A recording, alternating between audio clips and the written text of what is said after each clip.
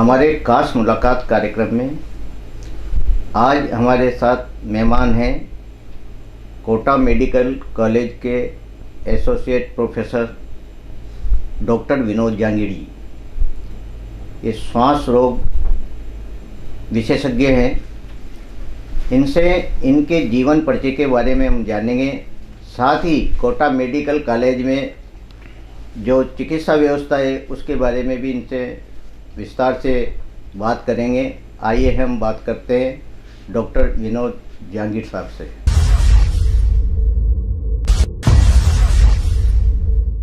Doctor साहब, आपका हमारे स्टूडियो में बहुत बहुत स्वागत है। धन्यवाद। नमस्कार डॉक्टर साहब, आप अपने जीवन परिचय के बारे में बताएं। आप कहाँ से हैं, आपकी शिक्षा कहाँ से हुई और चिकित्सा के क्षेत्र में आपका रुझान कैसे रहा? जी, मैं बूंदी ज़िले में एक कस्बा है कापरेन नाम से जी। वहीं पे मेरा जन्म हुआ 30 सितंबर 1980 को। और जो मेरी प्राथमिक शिक्षा है 10वीं क्लास तक वो कापरेन में ही हुई। वहाँ पे जो राजकीय स्कूल है जी। वहाँ पे मैंने 10वीं क्लास तक शिक्षा हासिल की। उसके बाद मैं कोटा आ गया, 2 साल कोटा रहा। उसके बाद मेरा चयन मेडिकल में पीएमटी द्वारा हो गया और एसएमएस मेडिकल कॉलेज से मैंने एमबीबीएस किया। जी। एसएमएस मेडिकल कॉलेज से एमबीबीएस करने के पश्चात कुछ समय तक मैं राजकीय सेवा में रहा।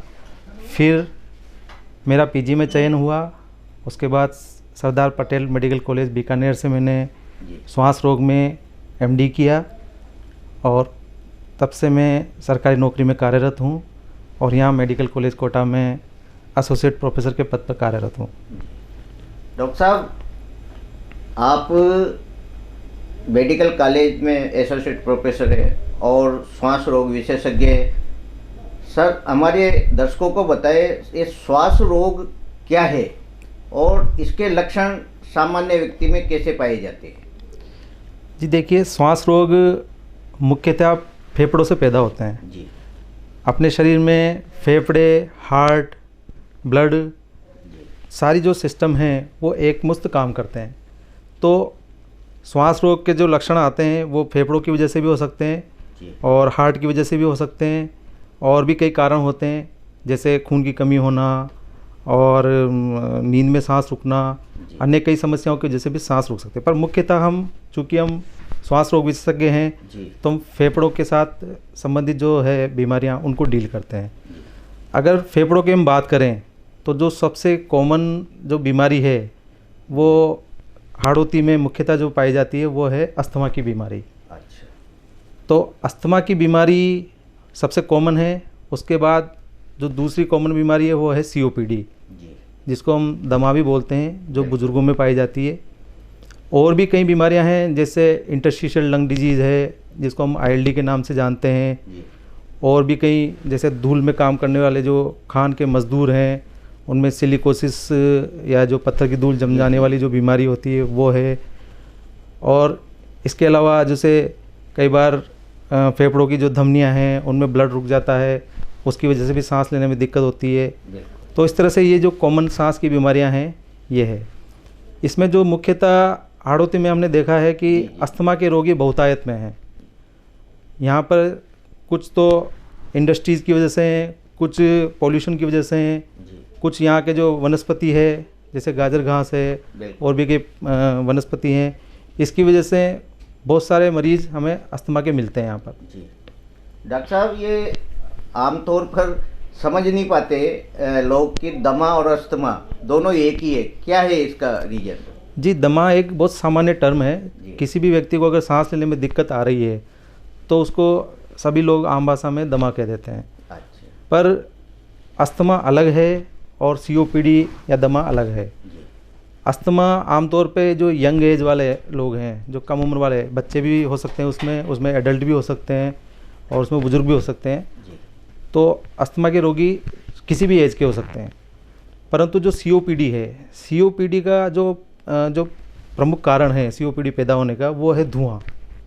अब चाहे वो धुआं सिगरेट का हो, बीड़ी का हो, हुक्के का हो, चिलम का हो या प्रदूषण का हो, किसी भी चीज़ का धुआं हो, अगर धुएं के लगातार संपर्क में व्यक्ति रहेगा तो उसको COPD होने की संभावना रहेगी। अस्थमा एक ऐसी बीमारी है जो रिवर्सिबल है, मतलब उसको नियंत्रित किया जा सकता है और रिवर्स भी किया जा सकता है। अच्छा। परंतु जो COPD है वो बीमारी ऐसी है जो थोड़ा प्रोग्रेस करती है, समय के साथ धीरे धीरे प्रोग्रेस करती है और उसको रिवर्स पूरी तरह से नहीं किया जा सकता। जी। और जैसे जैसे उम्र बढ़ती है वैसे वैसे इसका असर भी बढ़ता जाता है और फेफड़े ही नहीं, शरीर के अन्य अंगों पर भी इसका दुष्प्रभाव पड़ने लगता है। हार्ट पे भी असर आता है, मांसपेशियाँ भी कमज़ोर होती है, कई बार हड्डियाँ भी कमज़ोर होती है, कुछ व्यक्तियों में हमें आगे जाके कुछ कैंसर जैसी संभावना भी मिलती है। डॉक्टर साहब, आजकल आम बात है कि जैसे किसी के हार्ट पेशेंट हो गया तो कि भाई इस दवा को तो लेना ही पड़ता है, लेकिन श्वास रोगी भी ऐसे होते हैं जो कई बार दवा आप देते हो बीच में छोड़ देते हैं, क्या इसको भी रेगुलर लेने की आवश्यकता है? जी बिल्कुल, ये बहुत अच्छा प्रश्न आपने किया। अस्थमा और अन्य तरह के जो सांस के रोग हैं उसमें ज़्यादातर जो श्वास रोग विशेषज्ञ हैं वो इनहेलर का इस्तेमाल करने की सलाह देते हैं। जी। इनहेलर के बारे में आम जनता में एक भ्रांति फैली हुई है कि इससे हमें आदत पड़ जाएगी, जैसे हम लेना स्टार्ट करेंगे तो हमें आदत पड़ जाएगी, फिर इसके बिना हमारा काम नहीं चलेगा। तो ये एक बहुत बड़ी भ्रांति है। या कई लोग कह देते हैं कि इससे साइड इफ़ेक्ट होंगे, आगे जाके फेफड़े ख़राब हो जाएंगे या ऐसा कुछ हो जाएगा, पर ये एक बहुत बड़ी गलत भ्रांति है। ऐसा कुछ भी नहीं है। इनहेलर इसलिए दिया जाता है ताकि खून में दवा को नहीं डालना पड़े और डायरेक्ट जहाँ पे सांस की नलियों में समस्या हो रही है वहाँ पर ही व्यक्ति के शरीर में दवा पहुँच जाए और सांस की नलियों की जो सूजन पैदा हुई है या कोई भी जो डैमेज हुआ है उसको रिवर्स किया जा सके, उसको रिकवर किया जा सके। तो इसमें जो दवा की मात्रा होती है इनहेलर में वो टैबलेट, सिरप या इंजेक्शन इससे कई गुना कम होती है और ये डायरेक्ट सांस की नली में जा रही है तो ब्लड में नहीं घुलती है, बहुत कम मात्रा में घुलती है। इसलिए साइड इफ़ेक्ट या कोई लत पड़ना या आदत पड़ने की संभावना नहीं होती है। होता क्या है कि कुछ मरीज इस तरह के होते हैं उनको लगातार दवाई लेनी पड़ती है, जैसे आपने बताया हार्ट के मरीज़ हैं या कोई मिर्गी के दौरे वाले मरीज़ हैं या कोई न्यूरो के पेशेंट हैं। तो कुछ बीमारियां ऐसी होती है जिनको हमें कंट्रोल करना पड़ता है और कंट्रोल दवाइयों के सहारा चलता है। जैसे शुगर का पेशेंट है, डायबिटीज़ का पेशेंट है और ब्लड प्रेशर का पेशेंट है, थायराइड का पेशेंट है, ठीक उसी तरह से अस्थमा और COPD के पेशेंट होते हैं। कुछ लोगों की जब दवा लेने के बाद अगर अस्थमा का लेवल नॉर्मल हो जाता है, हमें लगता है कि हाँ अब मरीज़ बिना दवा के सही रह सकता है, तो हम उसकी दवा भी बंद करते हैं। ऐसा नहीं है कि उसमें दवा बंद नहीं होती है, पर कुछ लोगों का दमा इस तरह का रहता है कि उसको दवाओं के सहारे से ही कंट्रोल किया जा सकता है।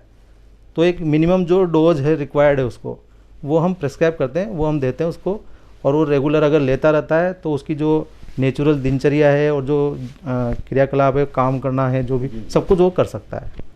डॉक्टर साहब, श्वास जैसे हार्ट का है, कैंसर का है, ऐसे श्वास रोग भी काफ़ी देश में मतलब फैला हुआ है। क्या कारण है इसके मुख्य कि मतलब सांस रोग को कैसे रोका जा सकता है?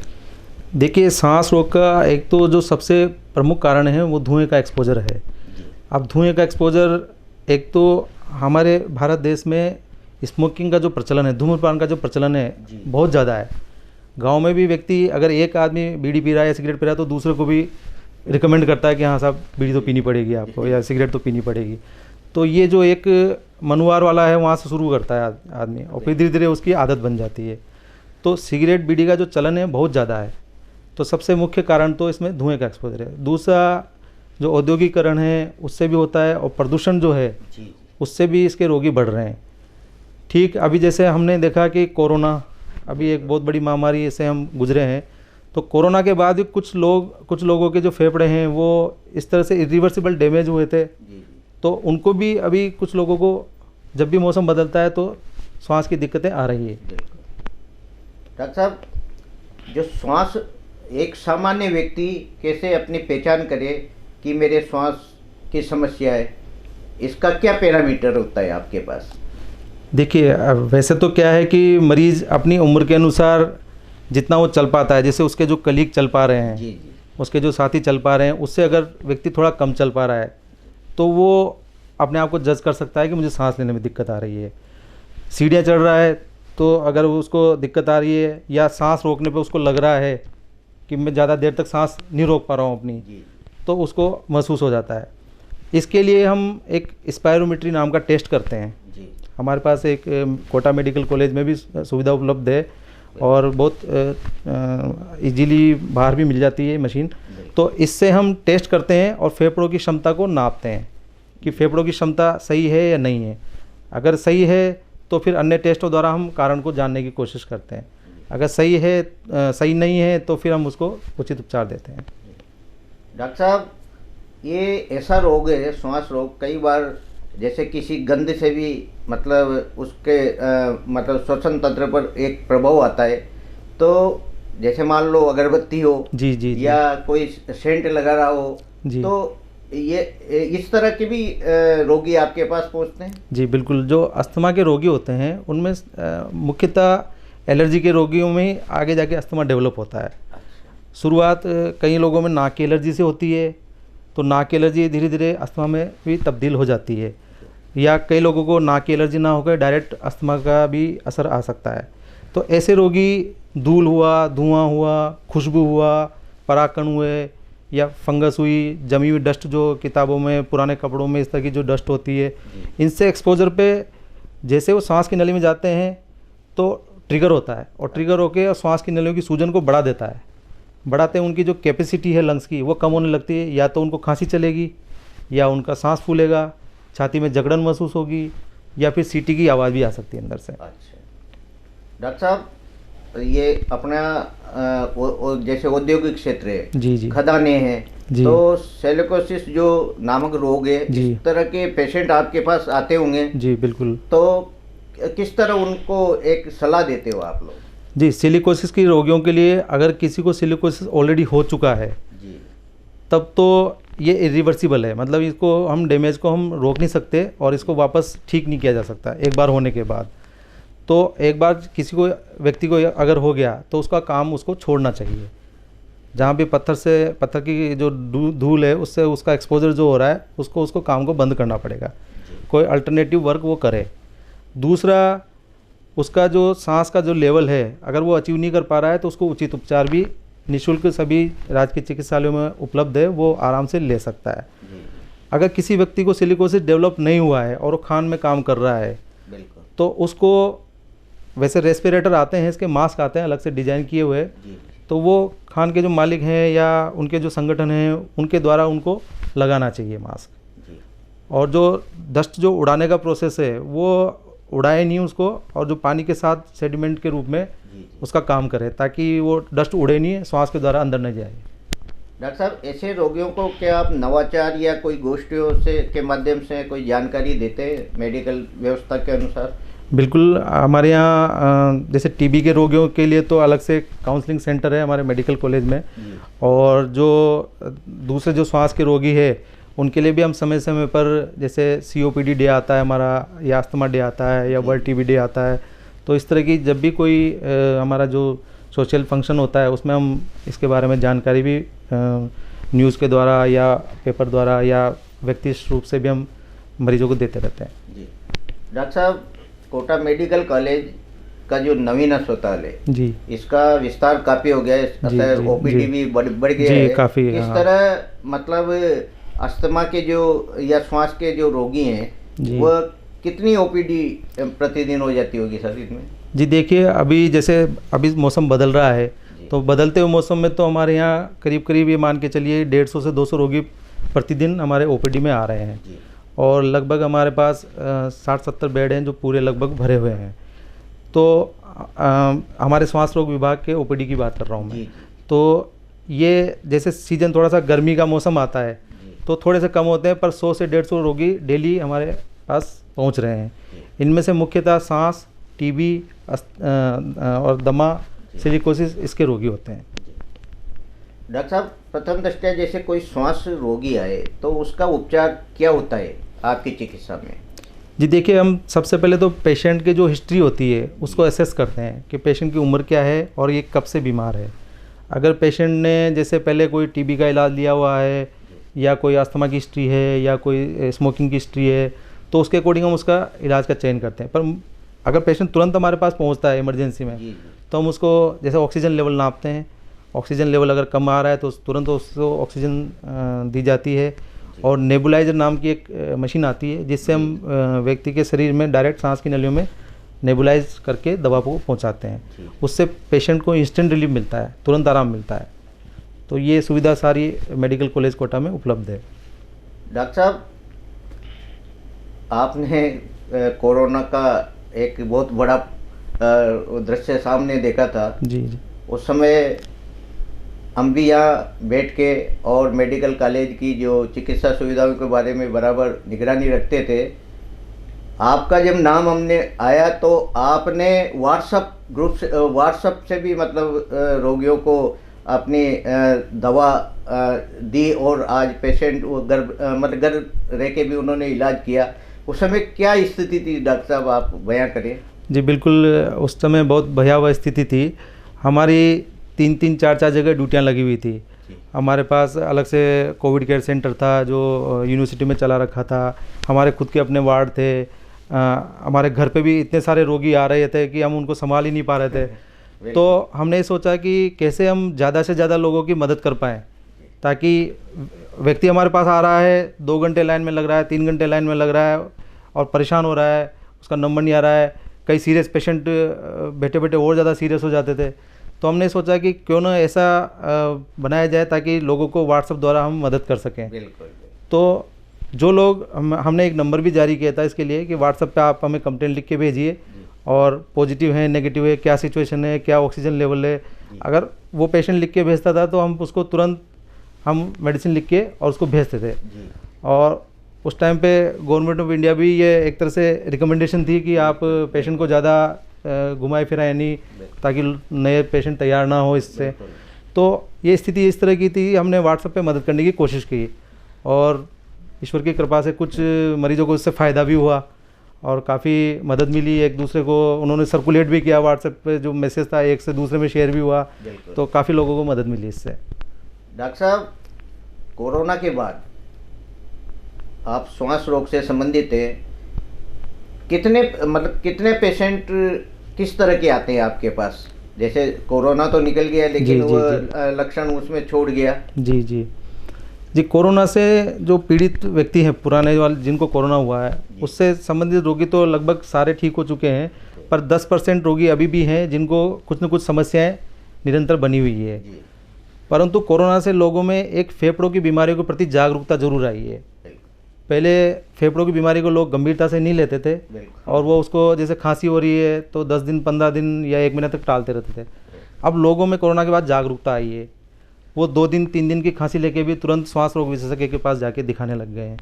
तो इससे हमें भी आसानी हुई है और मरीज भी तुरंत ठीक हो रहे हैं। बिल्कुल। डॉक्टर साहब, जैसे आप बता रहे हो कि जो मरीज कोरोना के बाद आते हैं और वो दवा मतलब जागरूक हो गए हैं, तो आगे उनको लंबे समय तक श्वास रोग से बचाने के लिए क्या सलाह देते हैं आप? जी देखिए, श्वास रोगों से बचने का सबसे जो इम्पोर्टेंट चीज़ है वो एक तो क्या है कि आप किसी भी प्रकार का नशा और धूम्रपान ना करें जी। और यदि आपका कोई जॉब इस तरह का है जिसमें धुएं या धूल का एक्सपोजर है तो उससे मास्क लगा के बचने की कोशिश करें। दूसरा, अगर आपको ऑलरेडी दवाइयाँ चल रही है या आपको श्वास रोग है तो आपको जो दवाइयाँ प्रेस्क्राइब की गई है, जो दवाइयाँ डॉक्टर ने निर्धारित की है, वो दवाइयाँ उसी मात्रा में लेते रहें रेगुलर, उसको बंद नहीं करें। ज़्यादातर लोग क्या करते हैं कि दवा एक बार स्टार्ट की, फिर आराम आ गया तो फिर उसको दवा को बंद करने का प्रयास करते हैं। इस प्रयास करने की वजह से ही कई बार उसमें रोग बढ़ जाता है, फिर उसको कंट्रोल करने में बड़ी परेशानी आती है। तो हमारा कहना ये है कि आप दवा को नियमित तौर पर लेते रहें, अपने डॉक्टर के संपर्क में रहें और वो कहे कि हाँ कम कर दीजिए डोज तो कम कर दीजिए, वो कहे बंद कर दीजिए तो बंद कर दीजिए। डॉक्टर साहब, मेडिकल कॉलेज कोटा और उसमें जो नवीन अस्पताल है और मेडिकल कॉलेज दोनों जी, ये जो यहाँ की राजस्थान में दूसरे नंबर का मेडिकल कॉलेज है जी, क्या क्या सुविधाएं सर श्वास से संबंधित रोगियों के लिए? जी देखिए, यहाँ पर हमारे जो डिपार्टमेंट है इसमें ओपीडी सुविधा तो रोज़ रहती ही है और इंडोर की भी सुविधा है। अभी हमें एक आईसीयू मिला है 10 बेड का, तो हमने अब आईसीयू की भी सुविधाएं चालू कर दी है। उसके साथ साथ हमारे पास जो कोटा के जो राजस्थान के जो टॉप मेडिकल कॉलेज, इवन जो इंडिया के टॉप मेडिकल कॉलेज हैं, उनके जैसी ही ब्रोंकोस्कोपी की सुविधा है, दूरबीन की जांच की सुविधा वो भी उपलब्ध है। PFT DLCO मशीन जो एक बहुत अच्छी मशीन है और जो ILD के रोगियों में बहुत लाभदायक मशीन है, वो भी हमारे पास है, उससे भी हम टेस्ट करते हैं। जो स्लीप एप्निया के पेशेंट है, जो जिनको खराटों वाली बीमारी होती है, उनकी जांच के लिए भी हमारे पास स्लीप लैब है यहाँ पर। तो इवन जो सारी जो एम्स लेवल तक की जो सुविधाएं हैं वो लगभग सारी हमारे पास है।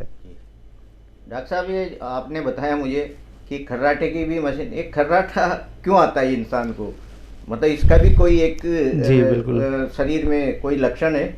जी बिल्कुल। इसमें जब व्यक्ति सोता है तो सोते वक्त जो सांस की जो ऊपरी श्वास का मार्ग है वो अवरुद्ध हो जाता है, यहाँ की मांसपेशियाँ शिथिल होती है, उसकी वजह से अवरुद्ध हो जाता है। अवरुद्ध होने की वजह से साउंड आता है एक, उसको हम खराटे बोलते हैं। अब खराटे, कई लोगों में खराटे क्या होता है, खराटों के दौरान ऑक्सीजन की कमी होती है दिमाग को। तो ये इसको पता लगाने के हम एक स्लीप का टेस्ट करते हैं, जिसको हम स्लीप स्टडी बोलते हैं। अब स्लीप स्टडी द्वारा हम ये जानते हैं कि व्यक्ति को केवल खराटों की आवाज़ आ रही है या खराटों के दौरान उसके दिमाग में ऑक्सीजन का लेवल डाउन हो रहा है। यदि उसका ऑक्सीजन का लेवल डाउन हो रहा है तो उसको आने वाले जीवन में कई, जैसे BP है, शुगर है, याददाश्त में कमी है, या और भी कई हार्ट की जो बीमारियां हैं, इस तरह की बीमारियों का खतरा बढ़ जाता है या लकवा होने की संभावना बढ़ जाती है। ऐसा व्यक्ति दिन में बैठे बैठे नींद भी लेता रहता है, रात को भी उसकी नींद, जैसे ऑक्सीजन की कमी होगी बार बार खुलेगी, वो टॉयलेट के लिए जाएगा या उसको नींद खुल के फिर वापस नींद आएगी, फिर नींद खुलेगी, तो उसकी जो क्वालिटी ऑफ लाइफ है वो ख़राब हो जाती है। तो इसकी जांच के लिए हमारे पास मशीन है, उसको हम स्लीप स्टडी की मशीन बोलते हैं, पॉलीसोमनोग्राफी।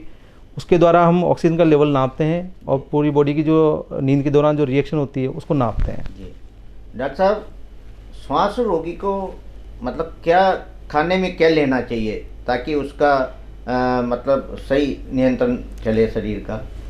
देखिए, जो गंभीर किस्म के श्वास के रोगी हैं उनको हम सलाह देते हैं कि जो भोजन करें वो एक साथ भरपेट करके भोजन नहीं करें और टुकड़ों में भोजन करें, और प्रोटीन युक्त आहार लें ज़्यादातर, क्योंकि जो गंभीर सांस के रोगी उनमें मांसपेशियों का जो मांस होता है, वो मस्कुलर मांस जो होता है वो कम हो जाता है। तो ऐसे रोगियों को हम सलाह देते हैं कि आप प्रोटीन युक्त आहार लें और ज़्यादा गरिष्ठ भोजन नहीं करें। और जो अस्थमा के रोगी हैं, जो एलर्जी पैदा करने वाली चीज़ें हैं, जो जंक फूड है या बाहर की चीज़ें हैं, वो थोड़ा सा कम खाएं। ये थे हमारे साथ डॉक्टर विनोद जांगड़ जी। इन्होंने श्वास रोग से संबंधित कई जानकारियां आप तक पहुंचाई। जाते जाते डॉक्टर साहब, आप हाड़ौती की जनता को क्या संदेश देना चाहेंगे इस रोग के बारे में? जी, हाड़ौती की जनता को मैं ये संदेश देना चाहूँगा कि एक तो अगर आप धूम्रपान करते हैं तो बिल्कुल बंद कर दें, आज से ही बंद कर दें, और नियमित तौर पे जो भी दवा आपको प्रेस्क्राइब की गई है वो दवा लें। अगर आपको भीड़ भरी जगह पर जाना पड़ता है या कहीं ऐसी जगह जाना पड़ता है तो अपना मास्क जरूर पहनें। डॉक्टर साहब, आप हमारे स्टूडियो में पधारे, बहुत बहुत धन्यवाद।